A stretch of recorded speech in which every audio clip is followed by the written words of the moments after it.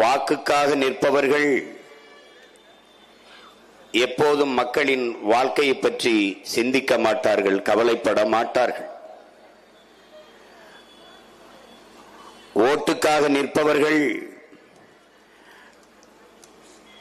அதையேதான் குறிவைப்பார்களே ஒழிய நாட்டை பற்றி கவலைப்பட மாட்டார்கள், சிந்திக்க மாட்டார்கள்.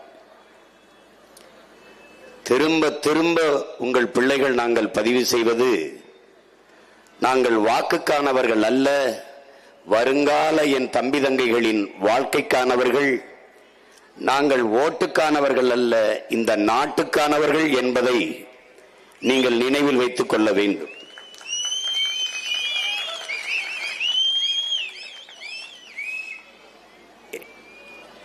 என் தம்பிகள் நாங்கள் தலைவர்களை சந்தித்தோம் என்றார்கள். அது தவறு.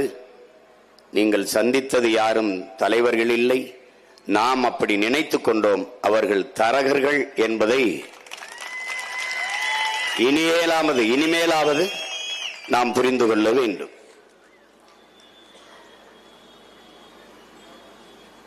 உங்களிடத்தில்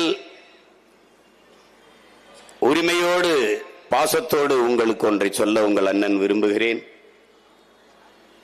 நான் இந்த களத்திற்கு வரும்போது எனக்கென்று முன்னவர்கள் யாரும் இல்லை.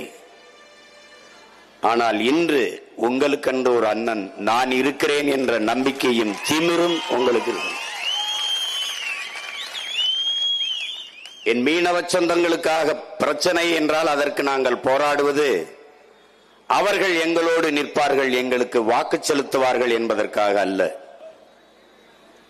வேளாண் பெருங்குடி மக்களுக்கு ஒரு பிரச்சனை போராட்டம் என்றால்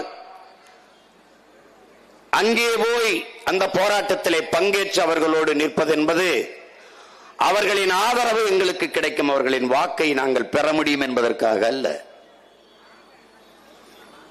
இஸ்லாமிய சொந்தங்களுக்கு பிரச்சனை என்றால் அவர்களோடு இணைந்து நிற்பது, அவர்கள் எங்களை ஆதரிப்பார்கள், எங்களுக்கு வாக்கு தருவார்கள் என்று நம்பி இல்லை.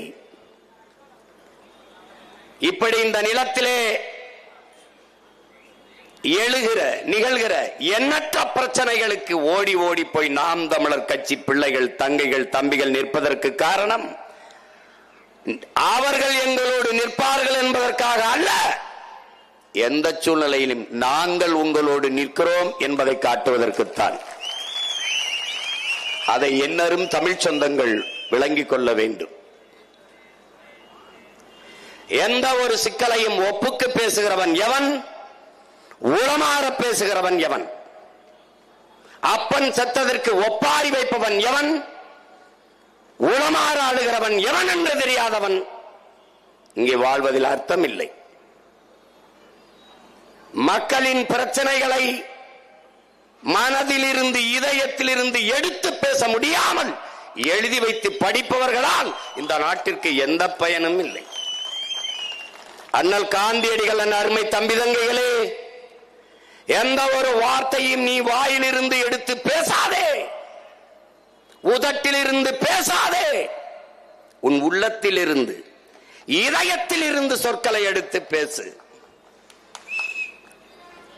நீ வாயிலிருந்து பேசுகிற வார்த்தை, உதட்டிலிருந்து உச்சரிக்கிற சொல் கேட்பவன் செவி வரைதான் சென்றடையும். இதயத்திலிருந்து எடுத்து பேசுகிற வார்த்தைகள் தான் கேட்பவன் செவிக்குள் சென்று அவன் சிந்தனையை தொட்டு செயல் வடிவம் பெறும் என்கிற.